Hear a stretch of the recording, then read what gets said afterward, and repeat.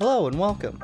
Thank you for joining me for a little fireside chat about the Final Fantasy VII Remake. You know, since my last video, I've had a chance to calm down a little bit and reflect more on the ending and the changes that were made. And upon sober reflection, I have determined that it still fucking sucks.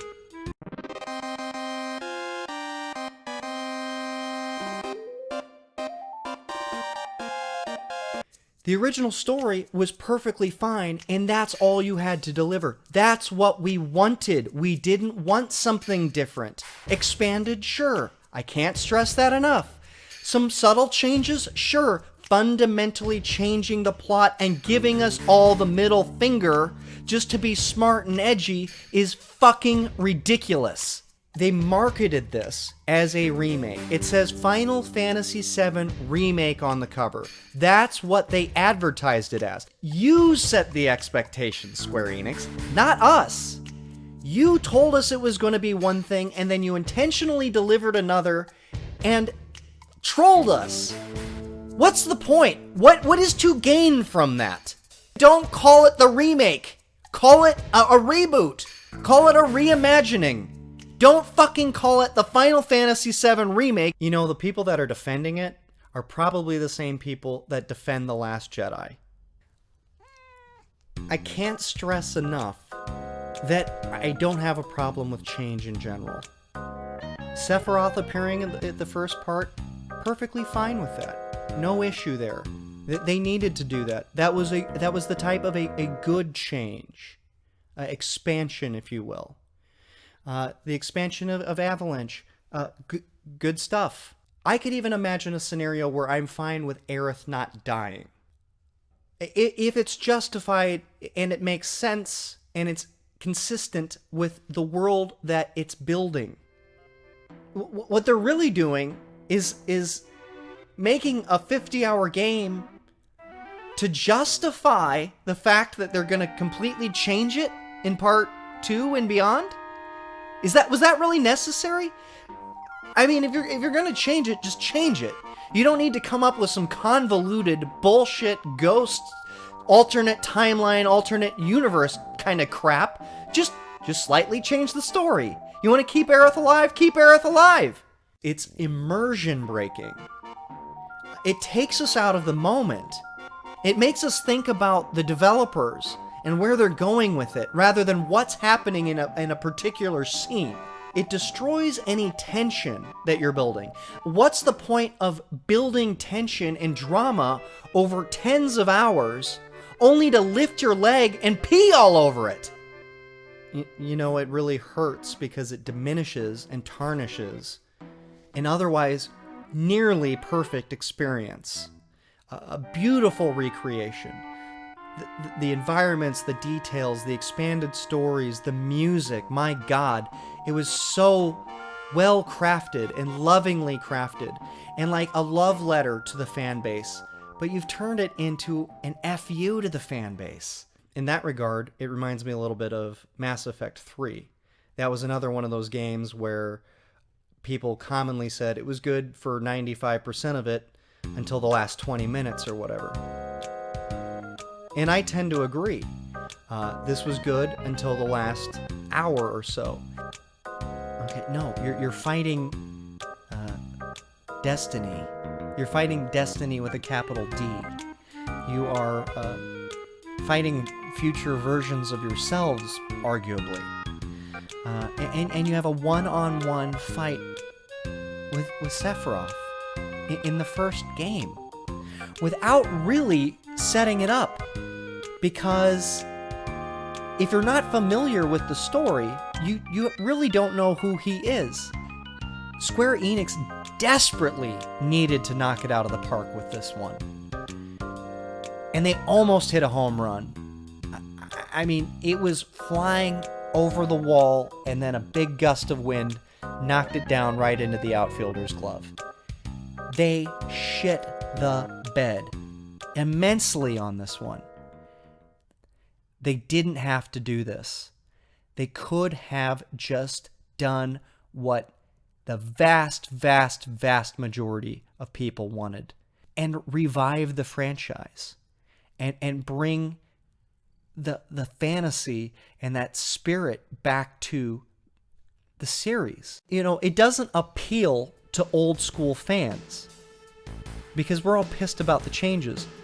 But it can't appeal to newcomers either, because without the knowledge of the plot, without having played the original game, these whispers don't make any sense. None of this makes any sense. The Final Fantasy VII Remake is the first game in my life that I have pre-ordered digitally and preloaded.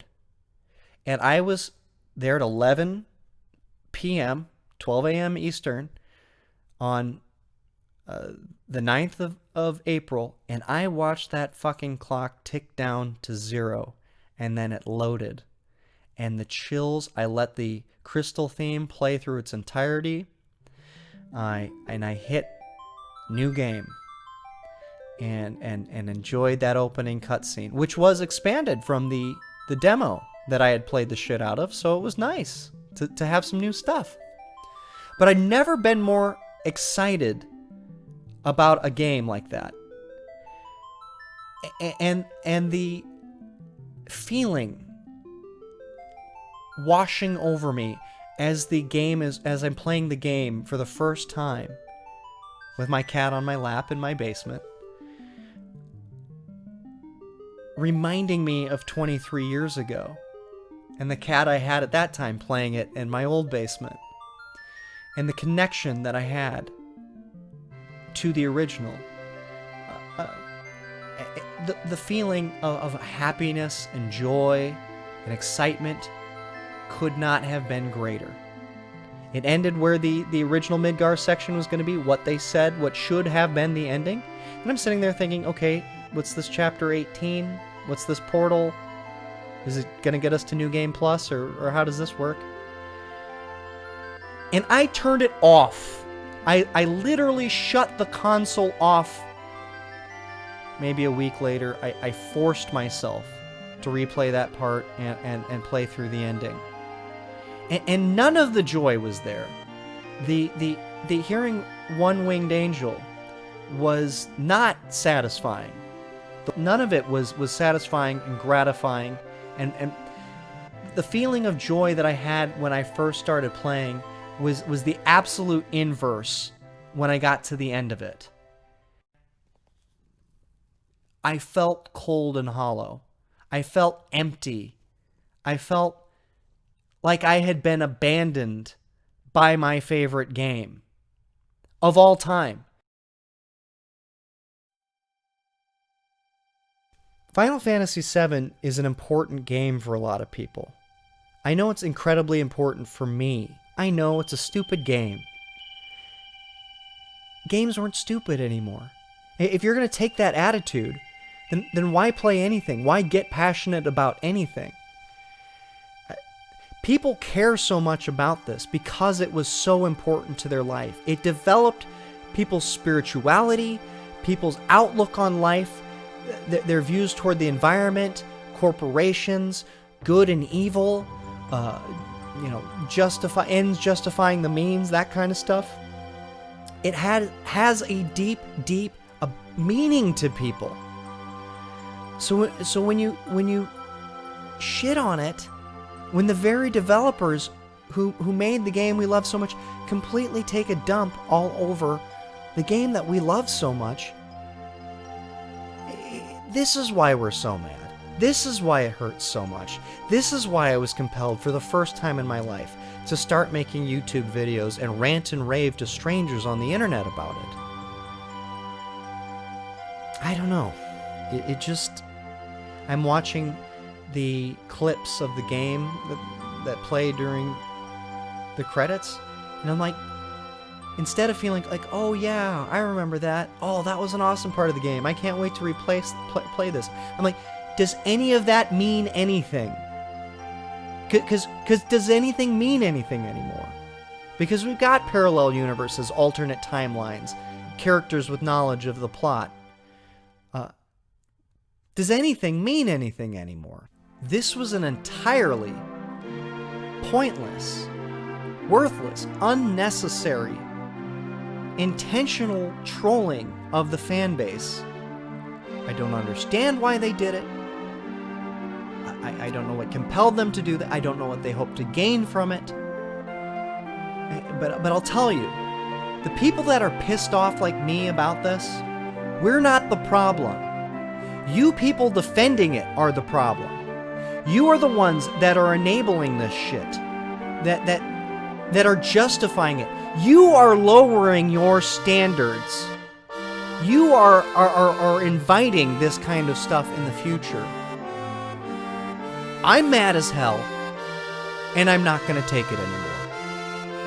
But of course, I'll buy part 2.